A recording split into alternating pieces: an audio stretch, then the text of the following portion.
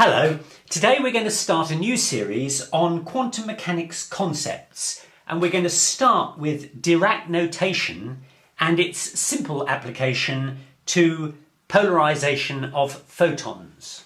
Before I start, you are about to see some weird notations, and when I first encountered them, I asked myself two questions, which you yourself might be asking. The first is, why are we using this most bizarre and peculiar form of notation to represent quantum mechanics? And the only answer I think I can come up with is because it works. Because it actually spectacularly represents faithfully what you see in experiment. And I'll show you how. The second question I asked myself was, well, given that's the case, who ever thought that this weird form of mathematical representation might conceivably represent the experimental outcomes of quantum mechanics experiments? And the answer to that, I think you have to say, is, well, that's the definition of a genius. Only someone who was really brilliant, like Paul Dirac, would have been able to see that you could represent quantum mechanics in this way. So I'm going to begin by starting with the notation and a little bit of the mathematics.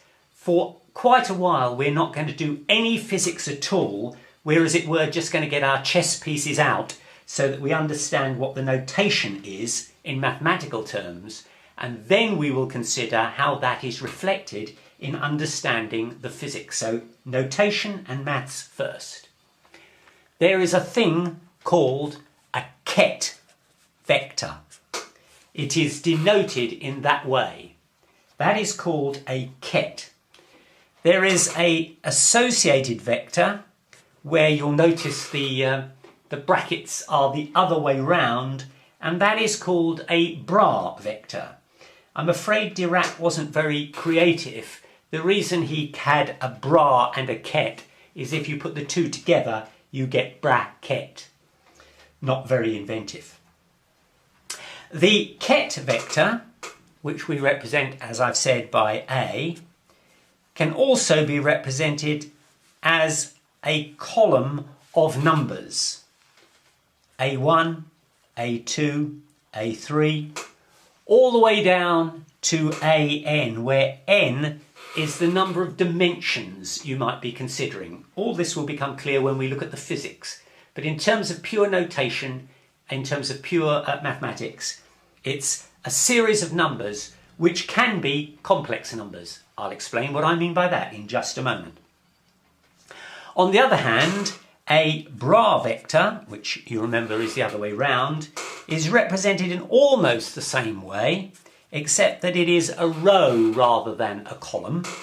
It still has the numbers A1, A2, A3, all the way up to AN, but those numbers are what's called complex conjugated. And I'll explain exactly what I mean by that. In fact, I better do that now. Firstly, what is a complex number? A complex number, which we sometimes write as Z, is equal to a real number, that can be any number you like, X, plus the imaginary number times a real number, Y, where an imaginary number is the square root of -1. So called because there is no such thing as the square root of -1. There's no solution to the square root of -1. It is imaginary. So a complex number consists of a real number plus another real number but multiplied by the square root of -1. And the two, of course, do not easily combine. Now you can represent a complex number on what's called the complex plane, which is essentially a graph. We would normally call this the x-axis and this the y-axis. But what we now do on a complex plane is we call this the real axis, that's where the real number will be shown, and this is the imaginary axis.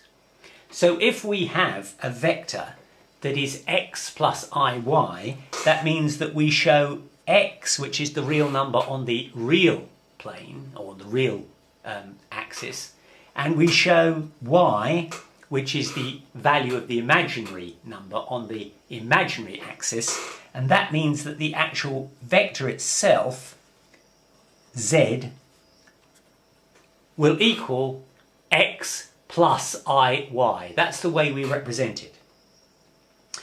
So z equals x plus iy. And you can see that the modulus of z, that is to say the actual length of this vector, and I'll say squared, is equal to, by Pythagoras, that is simply going to be this squared plus this squared, which is x squared plus y squared. So the modulus, or in other words the length of the vector, which is the combination of the real plus the imaginary part, is simply said by simply given by Pythagoras.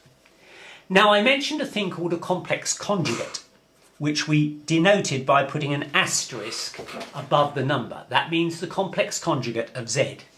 And what is this weird thing? Well, it couldn't be simpler. It's simply the same value of x, but you change the sign of the imaginary term.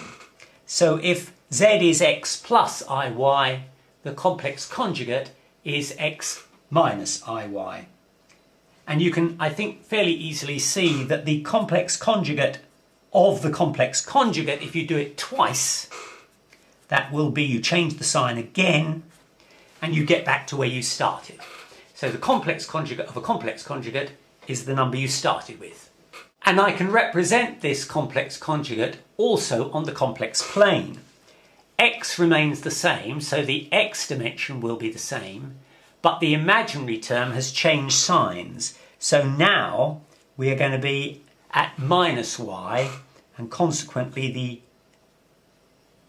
vector z complex conjugate is going to be denoted in that way. You'll notice that the modulus, the length of this vector squared, is still going to be x squared plus y squared, because you're going to get x squared plus minus y all squared, and minus y all squared of course is plus y squared.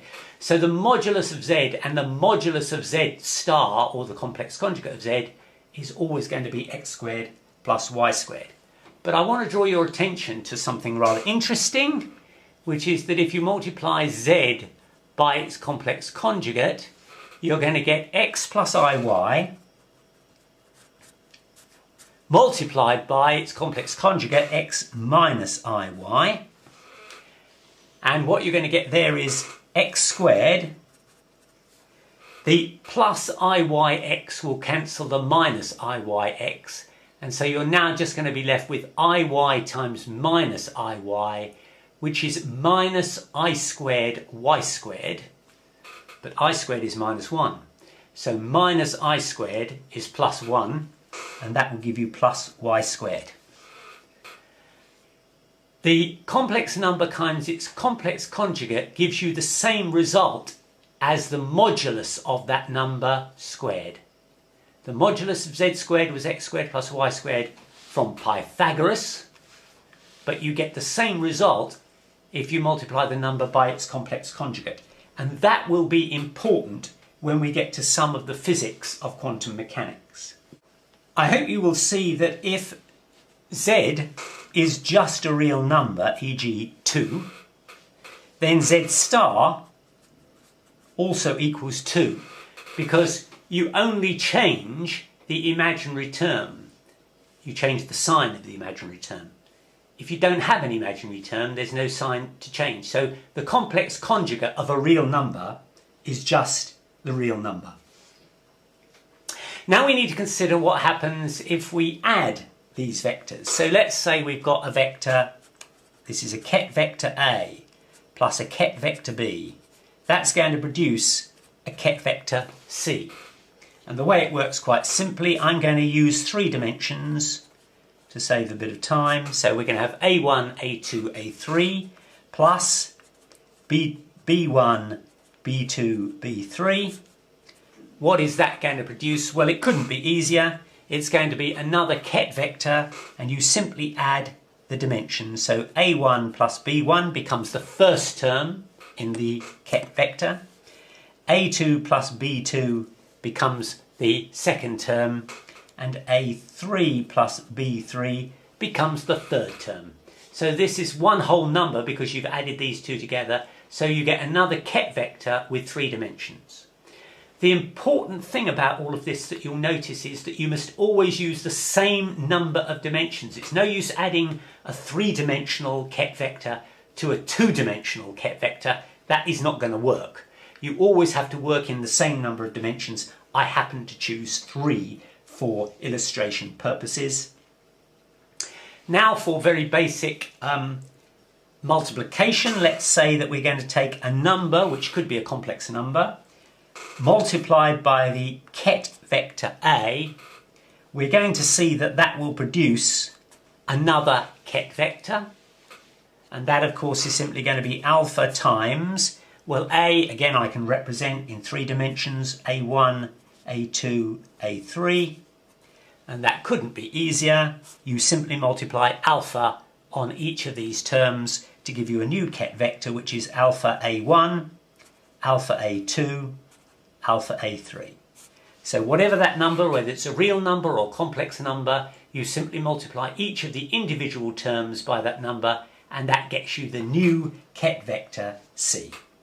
Now we come on to what will turn out to be a very important concept when we get to the physics. And that is what happens if you multiply a bra vector by a ket vector. So we've got bra vector A times ket vector B. That is called an inner product. And it's kind of equivalent to a dot product if we were simply talking about ordinary vectors. And the way you work it out is you write out the bra vector, and you remember I said that the bra vector is a row vector where all the elements are complex conjugated, and we now know what that means, multiplied by the ket vector, which of course is a column vector, but this will be B1, B2, B3.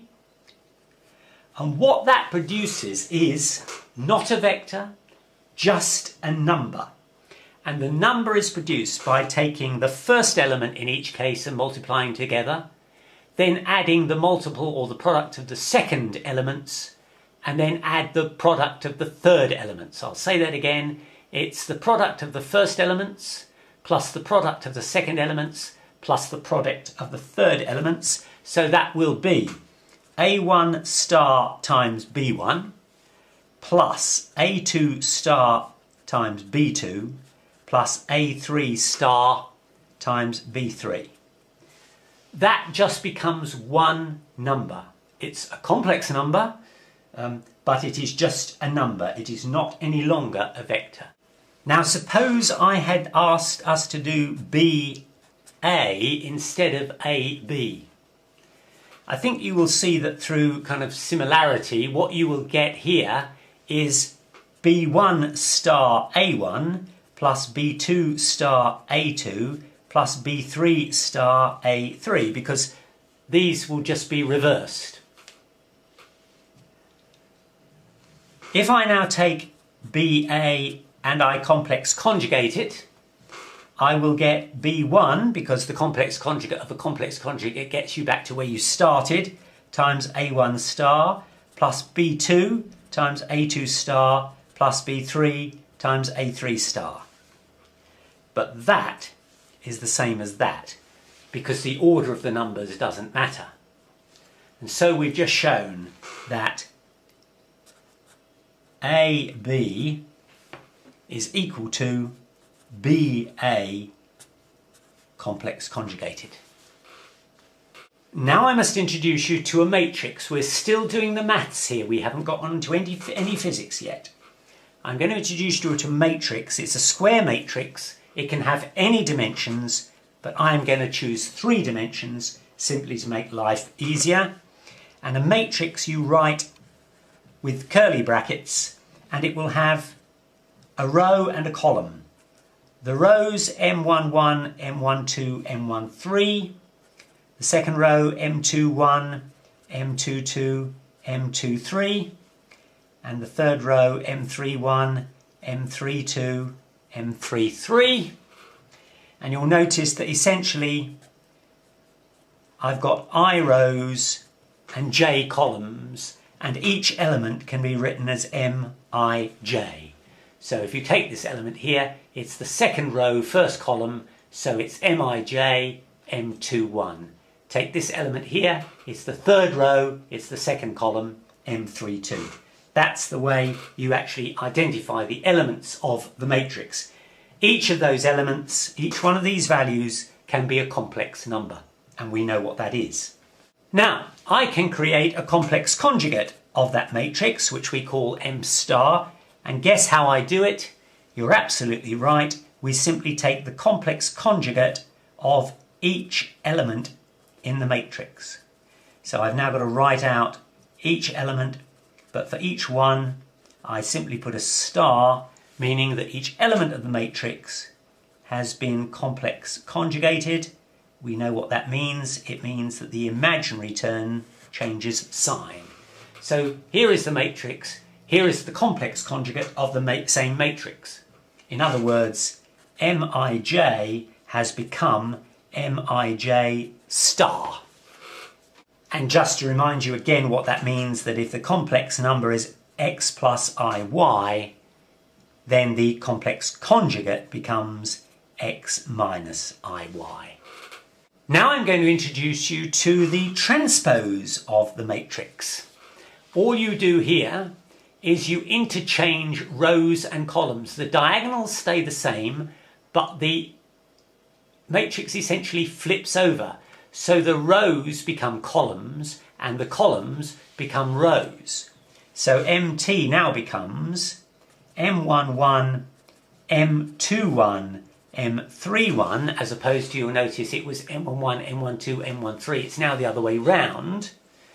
Then this becomes M12, M22, M32, and this becomes M13, M23, M33. That's what's called a transposed matrix, or if you like, the more general term is to say that Mij has become Mji. You've just interchanged the rows with the columns. You'll notice, however, that the diagonals remain the same. M11, M22, M33, M11, M22, M33. But these two numbers have interchanged. They've transposed positions. Those two numbers have transposed. Those two numbers have transposed. It's a kind of mirror image about the diagonal. Well, now I must introduce you to another matrix, which is called M dagger, and that is a combination of these two. It's both a complex conjugate and a transpose. So first of all, we have to take the transposed matrix, which is M11, M21, M31, M12, M22, M32, M13, M23, M33. That's the transposed matrix, that's just that. And now we complex conjugate every term. And we know what that means. So that is now what's called the complex conjugate of the transpose, which we represent as M dagger. So in other words, what's happened here is Mij of our original matrix has become Mji complex conjugated. And now we consider a situation where M, the matrix, equals M dagger. And let me give you an illustration. If M is equal to, and I'm only going to do a two-dimensional matrix here to save time. This is the matrix. It's got 4 elements, 2 rows, 2 columns, 1, 1 plus I, 1 minus I, and 3. What is M dagger? Well, remember, M dagger, you have to transpose about the diagonal and complex conjugate. The diagonal doesn't change. So the 2 elements of the diagonal don't change, and anyway, they are not complex numbers. 1 plus I has to move down to here, but it also has to be complex conjugated, so it becomes 1 minus I. The 1 minus I has to go up to here, but it has to be complex conjugated, so it becomes 1 plus I, and you'll notice that M equals M dagger.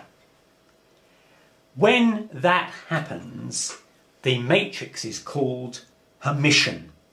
That means that the matrix is equal to its transposed complex conjugate. I'm afraid we need to continue with the maths a little further, because now we want to ask what happens if we have a matrix and we apply it to a ket vector. Well, we can write that out. I'm going to do this in 2 dimensions to save time. So M11, M12, M21, M22. That's the matrix. The vector is A1, A2. And if you multiply that out, you will get another ket vector. That's the key point. And the way you get it is you take this number times that number plus that number times that number. That's the top line. And then this number times this number plus this number times that number is the bottom line. I'll do that again. This number times this number plus this number times that number is M11 times A1 plus M12 times A2. That's the top. That's all just one number. So that's the top of our new ket vector. And this one is that number times that number, which is M21 A1, plus this number times this number, M22 times A2. And that's a new ket vector because there's just one number at the top, one number at the bottom. This is just an addition of 2 very likely complex numbers. But nonetheless, what essentially you've got from the action of a matrix on a ket vector is just a new ket vector. I need to introduce you to what is called the identity matrix. And the reason it's called an identity matrix is that it has the numbers 1 on the diagonals and 0s everywhere else. So I'm going to do a 3-dimensional matrix, but you'll easily see how to create any dimensions. The diagonals have 1s, everything else is 0, and that is called the identity matrix, or sometimes called the unit matrix. Not to be confused with the unitary matrix, which has the following properties: that if you take the unitary matrix and multiply it by U dagger, which you will remember is the transposed complex conjugate of U, that gives you the identity matrix. In other words, you can consider that U dagger is the inverse of U. So when you multiply U by U dagger, you essentially get the identity matrix. Then I need to explain to you what a determinant is. If we want the determinant of matrix M, we write that with straight lines rather than with curly brackets. And if the matrix is made, I'm going to do a 2 by 2 matrix, A, B, C, D, where A, B, C and D will all be complex numbers. The way you calculate the determinant is it's A multiplied by D minus B times C. For 3 dimensions it's a little bit more complicated, but we're not going to need that for the time being. So let's just stick with 2. You multiply the 2 terms on the diagonal and subtract the product of the 2 terms on the off diagonal. And you can see immediately that the determinant of the identity matrix, which of course would in this case be 1, 0, 0, 1, would be 1 times 1 minus 0 times 0. The determinant of the identity matrix is 1. Now I need to introduce you to the trace of a matrix. And the trace of a matrix, if the matrix is A, B, C, D, then the trace of a matrix couldn't be easier. It's just the sum of the elements on the main diagonal. So in this case it will be A plus D. If it were a 3 by 3 matrix, you just add all the numbers on the main diagonal, and that is called the trace. And you'll be delighted to know that we've almost come to the end of the notation and the mathematics, and we will soon be able to get on to the physics. There's just one more thing to explain, so bear with us. You'll remember that we showed a thing called a Hermitian matrix. That was when the matrix equals its transposed complex conjugate. And where you've got a Hermitian matrix, which I will represent with the sign H, you can act on a vector, a ket vector, A to produce the self-same vector A, but multiplied by a number. Not a vector, not a matrix, just a number. It might be a complex number, but in this case it will be a real number. So it will have no complex, it will have no imaginary term. And that is going to prove to be one of the most important equations in the whole of our quantum mechanics dealings. So what we're saying in maths terms is that a Hermitian matrix acting on a vector produces the same vector but now just multiplied by an ordinary real number. And when that is the case, that vector is called an eigenvector, and that number is called an eigenvalue. What you will typically find is that that self-same Hermitian matrix may operate on a different vector to produce the same different vector but multiplied by a different real number.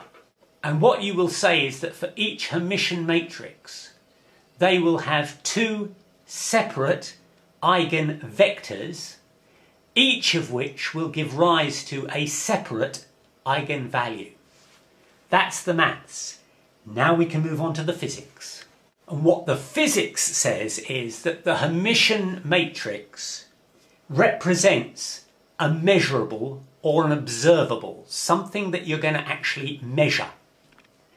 The eigenvectors represent the possible states of the system, and the eigenvalues represent the actual results you get when you make the measurement. I hope all will become clear when I do some examples of this in a moment. I want to consider some of this by considering the issue of polarization.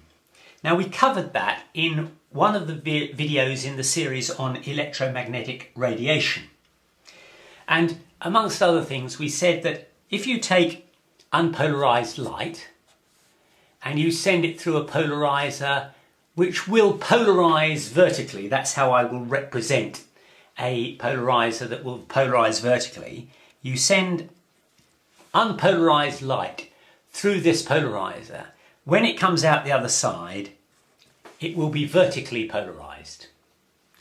If you then send it through another polarizer, which is also vertically polarized, then all of the light in this section will get through. 100% of the light that is polarized gets through the vertical polarizer and comes out the other side, because the polarizer is in the same direction as the light that is polarized. It all goes through. By contrast, if we take exactly the same experimental setup with our vertical polarizer and we send it through a polarizer, this is now polarized in the vertical direction, we now send it through a polarizer that is horizontal, then absolutely nothing gets through. This is experimentally verifiable. You've got polarized light in the vertical direction. Will it go through a horizontal polarizer? Not at all. And then the final example we just use is that you take unpolarized light, you put it through the vertical polarizer, out it comes vertically polarized, and now you put it through a polarizer which is polarized at 45 degrees. And what do you find? You find that 50% of the intensity of the light that was coming towards this polarizer comes out the other side. So whatever the intensity is of the polarized light here, 50% of it comes out the other side. That's what we learned from the video on electromagnetic radiation. That is all experimentally verifiable. More generally, we said that if you put this light through a polarizer in the vertical direction so that it comes out vertically polarized, and then you then put it through a polarizer which is at an angle theta to the vertical direction, then the intensity of the radiation that comes through that second polarizer will fall off according to cos squared theta. In other words, when theta is naught, that is to say the polarizer is in exactly the same direction as the original polarizer and the polarized light, when cosine theta is naught, when cosine naught equals 1, when theta is naught, cosine theta is 1, cosine squared theta is 1, 100% of the light comes through. When theta is 90, cosine 90 is naught, cosine squared naught is naught, none of it comes through. So the intensity of the radiation falls off according to the angle between this polarizer and this polarizer. But I said that there was a bit of a problem with this in terms of dealing with it solely classically mechanical, because the intensity of radiation is proportional to the E field squared. And this might be taken to suggest that if the intensity falls off as the cosine squared term, if intensity goes down, that must mean that the E field goes down, and that means that the total energy goes down. Now, the total energy, you know that the energy of a photon is given by Planck's constant times the frequency. So that suggests that if the energy is going down, since h is a constant, the frequency must be going down, and that suggests that the light will change colour. But in fact, that's not true. What happens is if you send blue light, polarised here, less blue light will go through. The intensity of the blue light will change by cosine squared theta, but the colour won't change. So this can't be entirely right. And what we're now going to look at is the quantum mechanical concept, which says, and I'll just give you a brief overview, what happens is that this unpolarized light consists of lots of photons. Some of them will get through this first polarizer and some of them won't. The ones that get through will be polarized vertically. When the photons get to the next polarizer, again, some of them will get through, some of them won't. The ones that do get through retain the same frequency of the radiation. It's just that fewer of them get through. Consequently, the total intensity reduces because the total number of photons that gets through reduces, so the total amount of energy that gets through reduces because each photon contains a certain amount of energy, and if fewer of them get through this second polarizer, then there will be less energy overall that gets through, but the frequency of the radiation doesn't change. Now we're going to look at that from a quantum mechanical point of view using the concepts that we developed earlier in this video. And if you ask me the question, why do we do that? The answer is because it works. So I'm going to consider polarization horizontally as being the x state represented as the x ket vector, and I'm going to call that 1, 0. Now I'm conscious that I haven't explained why I've done that. That will come later. For the time being, let's just get some general concepts out so you can see how it works. I'm also going to consider vertical polarization, and I'm going to call that the y ket vector, and that is going to be represented as 0 and 1. Now I'm going to introduce that term that I said would be very important, and that is the inner product of x and y. And this turns out to have a very important physics meaning. What it means is, if I prepare light in the y state, that is to say, I prepare it in the vertically polarized state, what are the chances of it going through an X polarizer, that is, a horizontal polarizer? Now, we already know the answer to that. If you prepare it in the vertical state and try and put it through a horizontal polarizer, nothing will get through. So we know the answer experimentally, and we know the answer classically. So this has got to come up with the same result. And what we say in physics is that the inner product of x with y, that is, you prepare it in y and you try to put it through x, that whole term is what is called the probability amplitude. Not the probability yet, it's the probability amplitude. To get the probability, you have to square it. Or to be absolutely precise, you have to take the probability amplitude and multiply it by its complex conjugate. Remember, we showed that yx is the complex conjugate of xy. Now, as it happens, you'll notice that there are no complex numbers in these vectors. So for the time being at least, this nuance will not be a worry to us. All we need to do is to take the inner product and square it, and we get the probability. Why is this inner product the probability amplitude? And why is the square of the probability amplitude the probability? There is no way of proving that. That was a quantum mechanics principle or a concept. I think it was developed by Max Born, who simply asserted it. And the point is, it actually accords with experiment. And that's why we use it. So this is a very important term. As I've said, you prepare in y and you try and put it through x. And we know the answer must be 0 because there's no chance of a photon that is vertically polarized going through a horizontal polarizer. So let's see if that works. So how do you take x, inner product of x with y? Well, you take x and you make that a row vector, so that's 1, 0. You should actually complex conjugate it, of course, but there is no imaginary number, so there's nothing to do. And then you multiply it by the y vector as a column vector.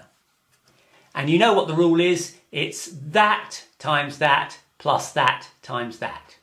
So it's 1 times 0 is 0, plus 0 times 1 is 0, gives you the answer 0. And of course you now need to square it. So 0 squared is 0.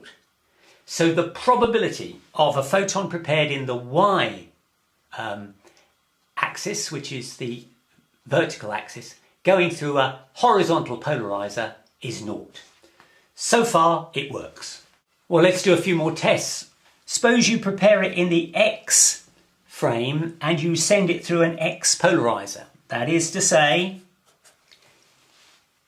you polarize it in the horizontal direction and you send it through a horizontal polarizer. Well, that's kind of the equivalent of this here, except that these are two verticals. If they're both horizontal, the light will go through. 100% will go through. The probability will be 1. Is that true? Obviously, remember, to get the probability we need to do the square. So that's going to be, well, x is 1, 0. So that's going to be 1, 0 times 1, 0.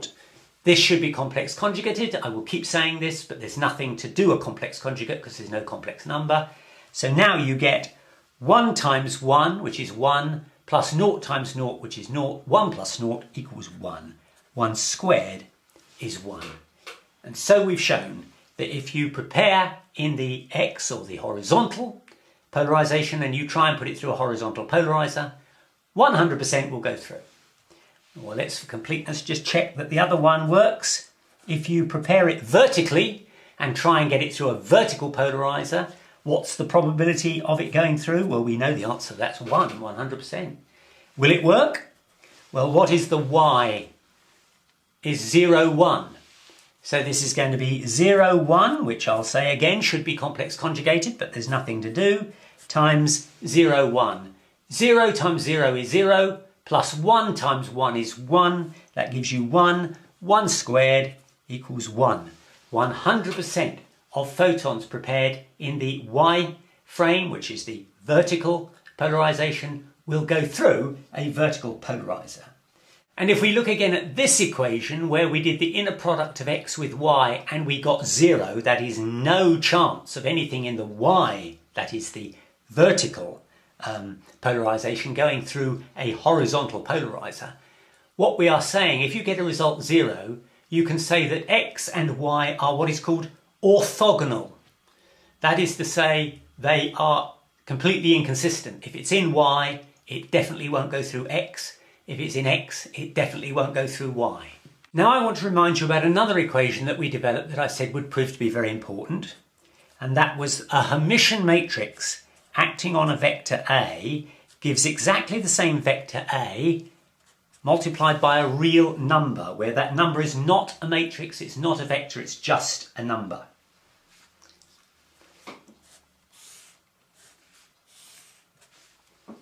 And I said that you could assign physical meanings to these. H, the Hermitian matrix, becomes the operator or the measurable or the observable, the experiment if you like. The eigenvector is the state the system can be in, and lambda is the result that you get. So let's say that I have an experiment which I will call H, and I'll put a little circle there, which means what I'm about to measure is either the vertical or the horizontal polarization of a photon. For the time being, we're going to ignore all other directions. It's either horizontal or it's vertical.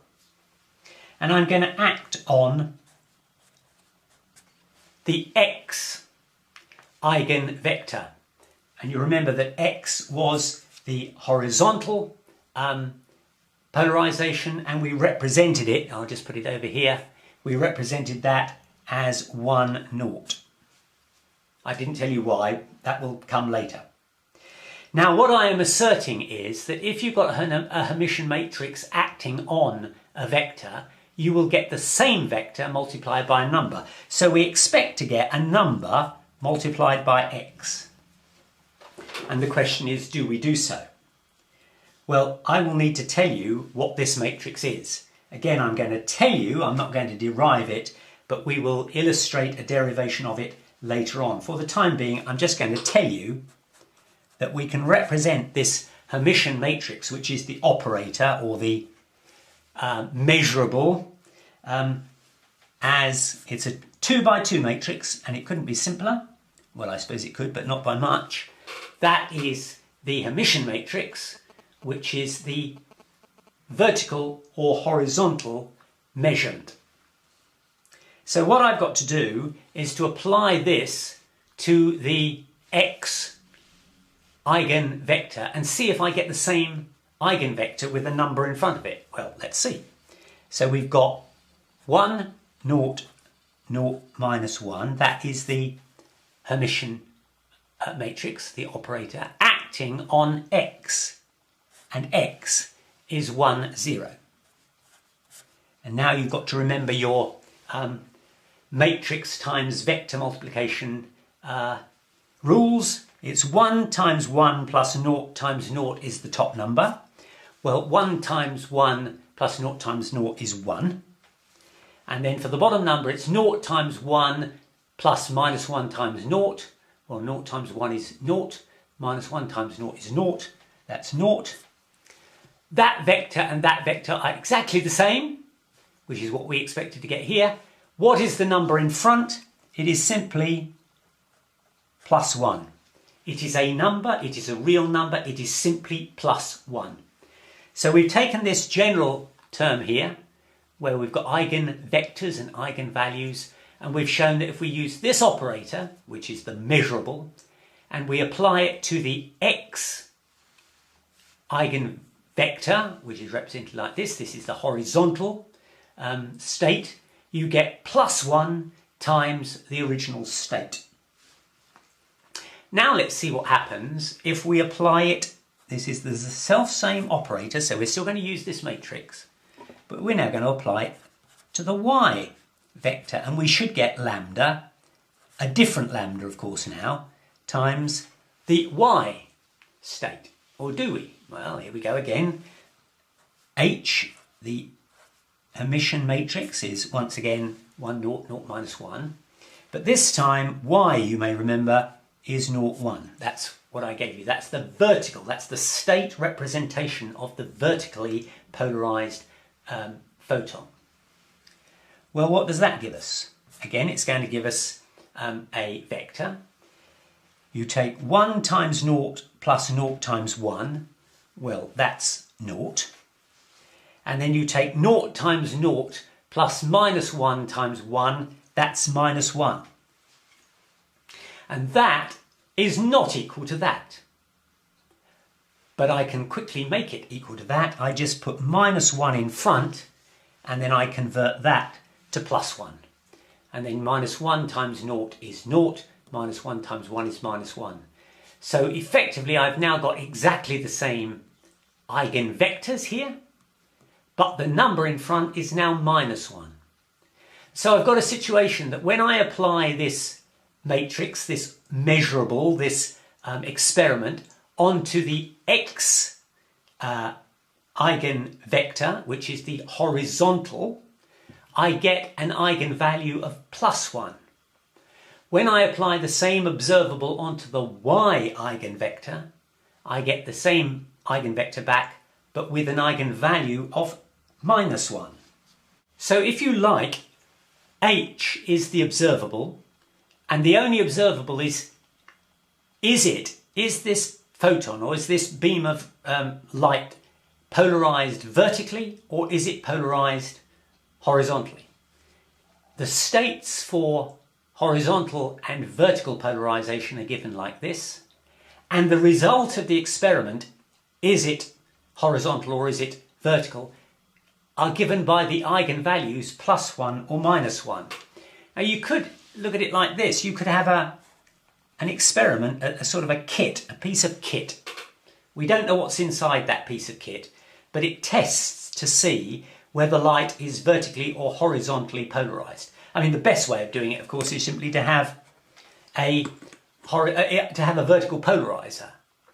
And then if the light goes through it, and behind it you would have, say, a light-sensitive diode or some light-sensitive device. And if the light goes through it, since it can only, for the time being, the conditions are it can either be vertically polarized or horizontally polarized. If the light that hits this polarizer goes through, it must be vertically polarized. If it doesn't go through, it must be horizontally polarized. And what we can do on this piece of equipment, we can have two lights, a red light and a green light. And the red light comes on if the light goes through the polarizer, which means it must be vertically polarized. And the green light comes on if the light doesn't go through the vertical polarizer, which means it must be horizontally polarized, because those are the only two directions that at the moment I'm allowing. So if you like, the piece of equipment, which is the measurable, is H. The states of the light coming in, that is these eigenvectors here, represent whether the light is actually vertically polarized or horizontally polarized.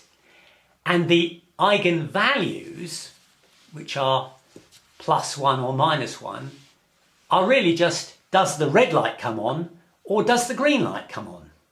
They are different, and it's the red light and the green light which are the true results of the experiment.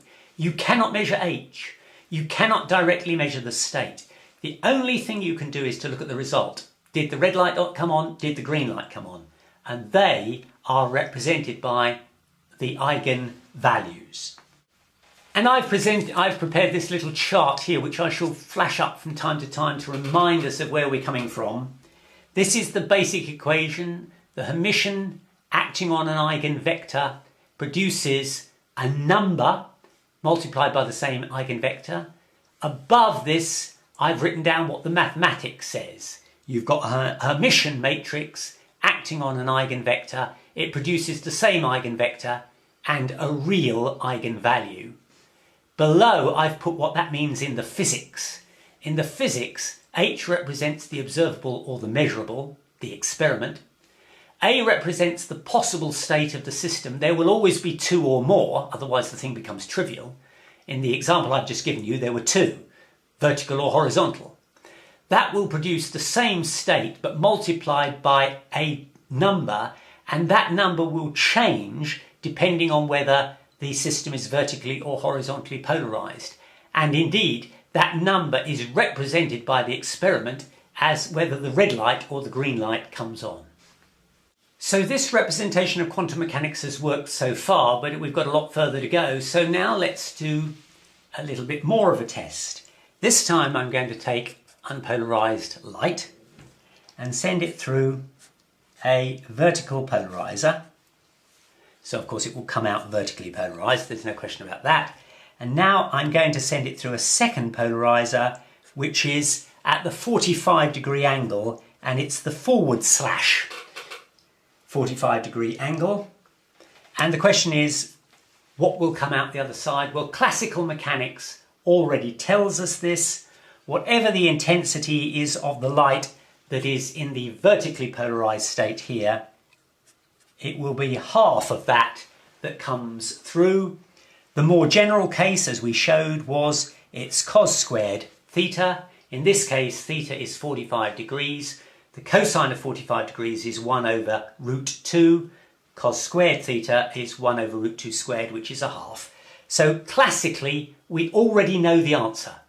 Whatever the intensity of the polarized light, what we'll get through the polarizer, which is at an angle of 45 degrees, is half of that intensity. And here we can pause and wonder at the weirdness of quantum mechanics, because what we're actually saying in quantum mechanics terms is that this polarized light consists of photons.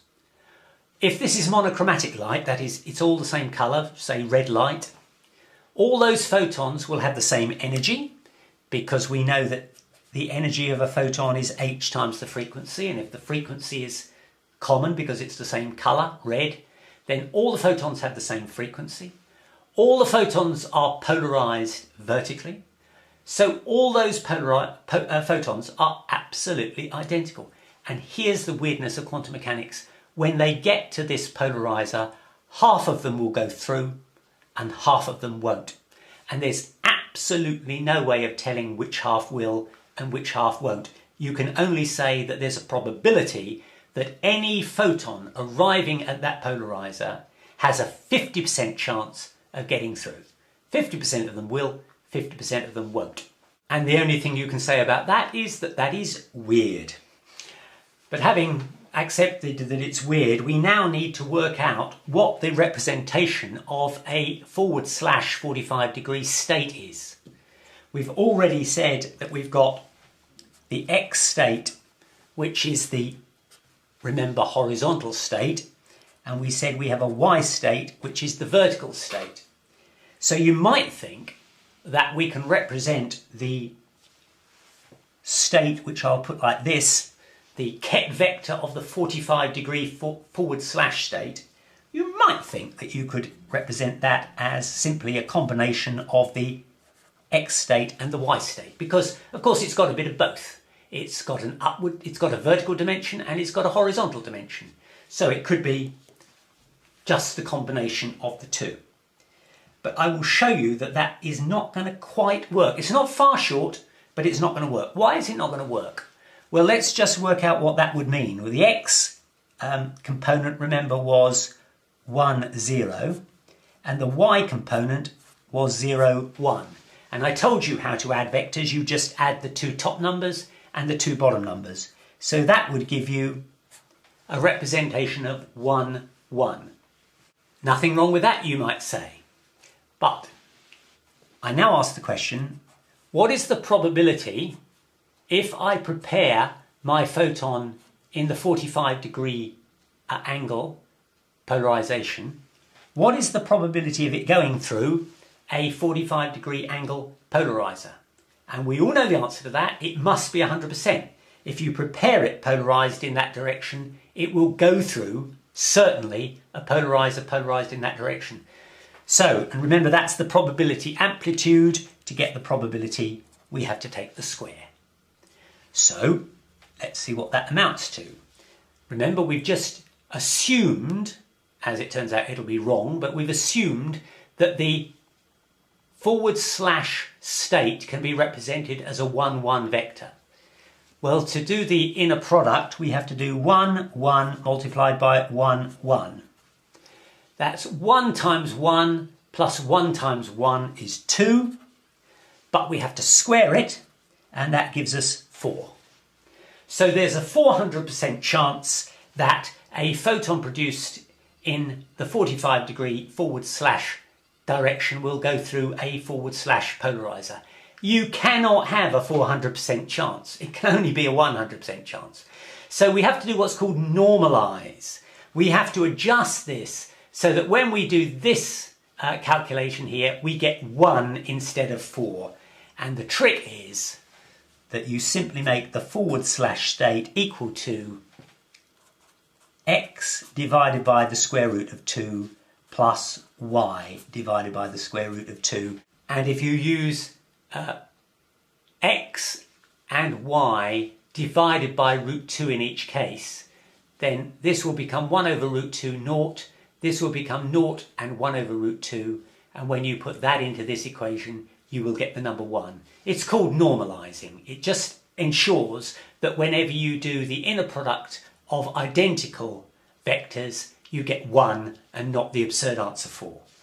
Okay, so just to recap, we have established that the forward slash state can be represented as x plus y divided by the square root of 2, where remember x was simply given as 1 naught and y is given as naught 1. So in other words, x over root 2 will mean that you've got a 1 over root 2 and a naught, and y over root 2 will mean you've got a naught and 1 over root 2. So the next question is, what then is a 45-degree angle polarizer that's a backslash at 45 degrees? And let's take a guess, which turns out to be right, that it is x minus y over root 2. And if you substitute these two in, if you do the inner product of backslash with backslash, you will indeed get 1, which of course is the acid test that this will work. So let's just calculate what the actual vectors are going to be in their matrix, in their sort of column vector form. The forward slash is going to be x over root 2, which is 1 over root 2 naught, right, from this is x over root 2 is 1 over root 2 and naught, and the y is going to be naught and 1 over root 2.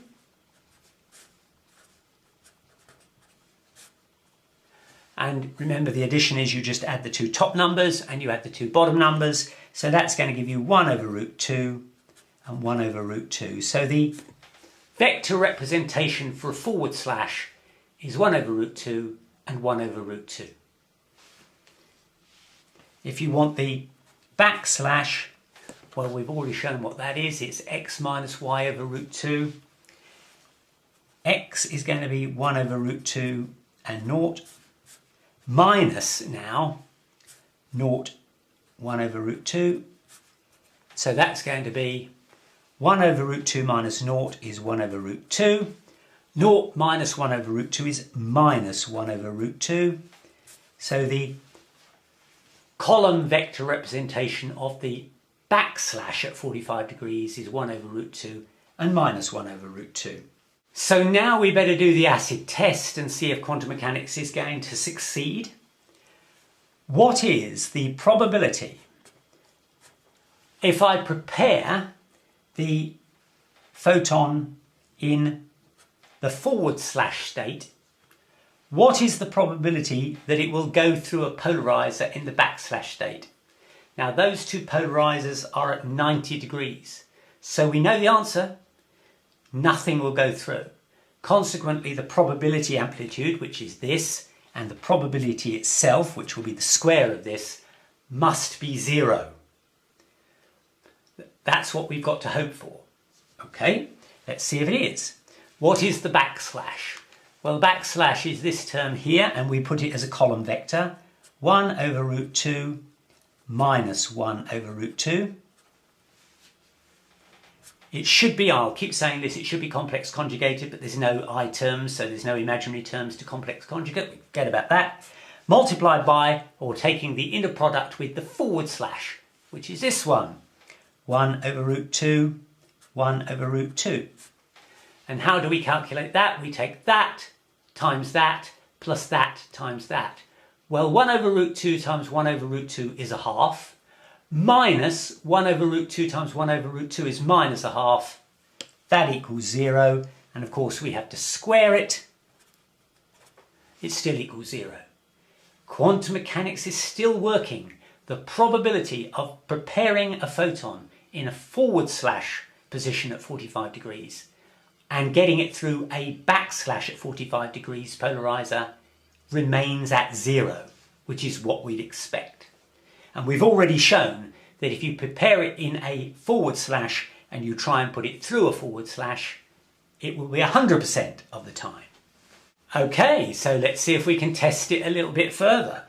We take our unpolarized light and we put it through a vertically polarized polarizer. It comes out, it's vertically polarized of course, and now we put it through a forward slash polarizer. And the question is, what proportion will go through? What's the probability the photons will go through? We already know from classical mechanics, 50%. Now we ought to be able to do it with our inner product. So what's our inner product? Remember, you prepare it on the right and you test to see if it'll go through on the left. That of course is what's called the probability amplitude, and to find the actual probability you have to square it. And that should come to a half, which of course is the equivalent of 50%. So that will be equal to, well, the forward slash, remember, was represented as a 1 over root 2, 1 over root 2, and that has to be in row form, so 1 over root 2, 1 over root 2, multiplied by the vertical vector, and remember the vertical vector was represented as 0, 1. So let's do the calculation, and what do we get? 1 over root 2 times 0 is 0, plus 1 over root 2 times 1 is 1 over root 2. But we have to square it. And 1 over root 2 squared is a half. Yet again, the formalism is working. We have worked out the probability of preparing in the vertical case and trying to get it through an polarizer which is angled at 45 degrees. We know classically there's a 50% chance, or at least 50% of the intensity gets through. Quantum mechanics tells us that there is a half, which equates to 50% of the probability of a photon prepared in that state getting through a polarizer in this state.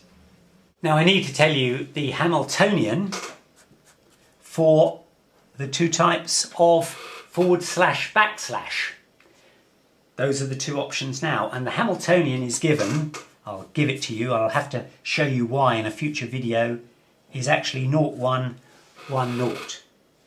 So once again we've got that famous equation which I prepared here, that the Hamiltonian times the eigenvector is equal to a number times the eigenvector. So when we take this Hamiltonian and multiply it by a state, we're going to get a number multiplied by the state. So let's try it. The Hamiltonian, I've told you, is 0, 1, 1, 0. Now I'm going to apply this to the forward slash. And the forward slash is 1 over root 2, 1 over root 2. And that is going to give me another vector. Well, what vector does it give it? Well, to get the top number, it's 0 times 1 over root 2 plus 1 times 1 over root 2, which is 1 over root 2. And the bottom number is 1 times 1 over root 2 plus 0 times 1 over root 2, which is 1 over root 2. Those two are the same, and the number, once again, is plus 1. And let's do it the other way. Let's take the Hermitian matrix for the forward and backslash measurements. And this time we'll apply it to the backslash, which you'll remember was 1 over root 2 minus 1 over root 2. That's going to come to 0 times 1 over root 2 plus 1 times minus 1 over root 2 is minus 1 over root 2. 1 times 1 over root 2 plus 0 times minus 1 over root 2 is plus 1 over root 2. That is not equal to that.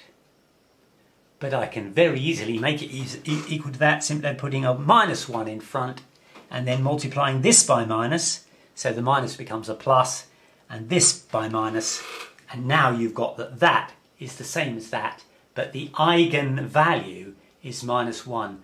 This is the equivalent of my red light and my green light. I take my piece of equipment, which is my, as it were, measurable. I apply it to one of two different states. If it's this state, you get a +1, which means the red light comes on. If you get this state, you get a -1, which means the green light comes on. We'll continue with more examples of this in the next video. This may seem a very complicated way of stating the very obvious. Indeed, we could have done virtually all of this using classical mechanics, and it would have been easier too. But as we shall see, it's a very powerful way of describing quantum states and outcomes which, and this is the key point, are probabilistic rather than deterministic.